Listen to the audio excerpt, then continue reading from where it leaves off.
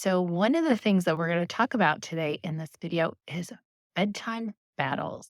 So, if your little one is fighting you for bedtime, I want to talk about why your little one might be fighting you at that bedtime and what you can do to make it a better bedtime and make it a smoother process for everyone. In our most sleep deprived moments, our children will teach us exactly what we need in order to learn and grow into who we were created to be. These are the loving lessons we will learn whether we were wanting to or not. I'm Irene Gouge, your sleep coach, and I'm on mission to educate parents on how to help their young children sleep. Welcome to the journey. So, there's three common things that come up when I hear a parent tell me that bedtime is a battle and their child is fighting bedtime.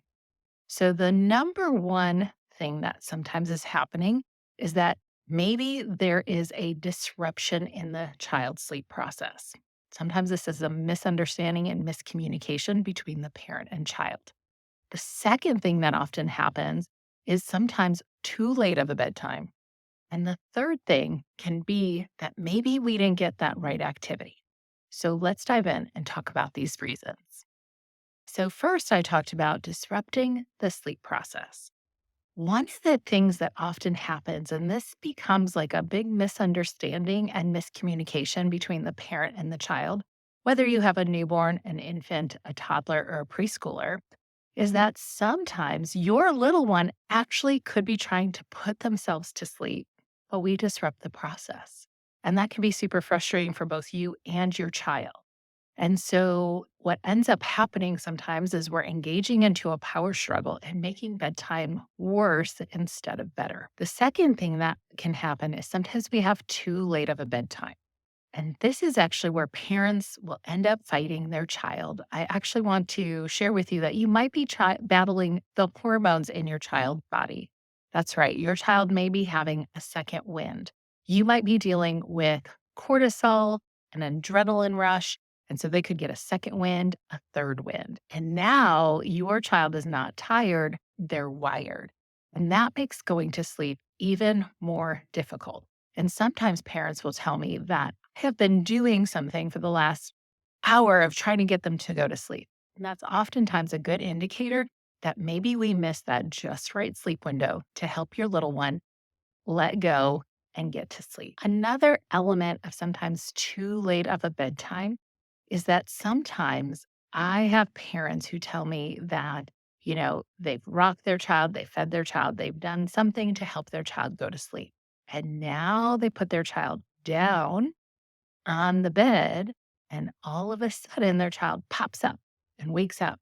And that can have a lot to do with your child noticing their body. They might be very alert, very sensitive, very aware of their surroundings. They may even notice the temperature change where they've been snuggling up on you and now they're in the crib.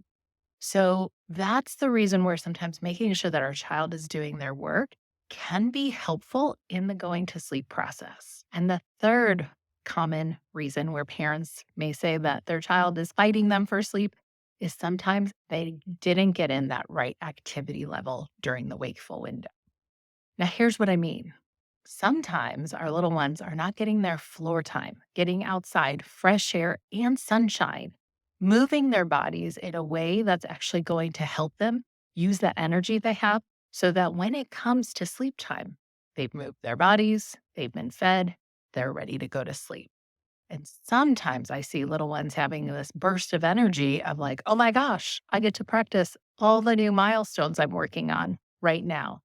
Because sometimes that will happen if our little ones didn't move their bodies enough or in a way that they needed to move their bodies. So, when I'm working with families as a postpartum doula or a gentle sleep coach, if we notice that bedtime is a struggle, I sometimes think that this is a really great indicator that your little one is saying, I'm ready to learn to go to sleep, but I don't know how. And so, this doesn't mean we just need to leave them to cry it out. We can actually come alongside and actually help them learn how to put themselves to sleep, even starting in the newborn season all the way through the preschool years. It's never too late to help teach your little one that going to sleep process. So you might be wondering, What can I do to make bedtime smoother? So, one of the key things for families is that bedtime routine. When our children know the predictable steps of what's taking place, it actually helps them feel safe, secure. They also need to make sure that they are satiated. Did they eat during that wakeful window? And then they'll be able to settle, especially if they had sufficient sleep pressure. And so then when our children have those elements with the bedtime routine, they actually can then drift off to sleep. But the second part that's really important to make bedtime smoother is really allowing your child to do the work of putting themselves to sleep. I talk a lot with families about this drowsy but awake state, right? So you may have heard that and you may be annoyed with that concept. But I actually tell parents, like, we want to make sure that we're putting our little one down awake and aware. They know they're going to sleep and we're not tricking them. Because the key is that when we create routines and rhythms and our child knows what's coming next, it's this predictable pattern, then they can let go and go to sleep. What sometimes parents don't realize is that sleep actually starts happening and we start seeing those signals in the play window. And in my Healthy Sleep Foundations course and coaching program, where you're going to have sleep shaping success or sleep coaching success, I actually map out the sleep window and I help parents really tune and observe what is their child communicating.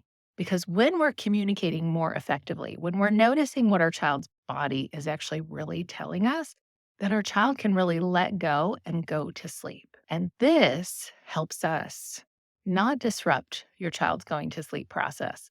It also encourages us not to have too late of a bedtime and work with your child's body to minimize tears and frustration. And when we look at the whole picture, because sometimes we're looking at sleep very independently, but it's actually very holistic.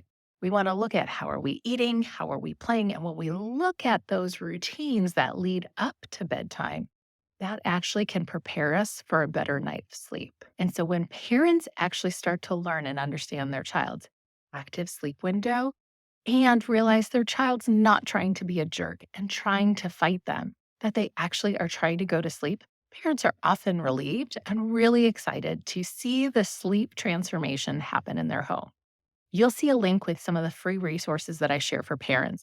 I'd love for you to join the Loving Lessons Sleep Solutions community, where it's a free Facebook group. We'll talk about sleep, and I do many trainings in there. And you can grab some of my free resources to help you along your sleep journey. And again, if you have sleep questions, let's hop on a call. Let's not be frustrated, and let's eliminate those bedtime battles so that you can have a better bedtime in your home. Thanks for tuning into today's show. You can see all of the details and show notes below. And as you go out into your day, I hope that you'll make it your mission to be calm, confident, and rested as you lead today. Sweet dreams.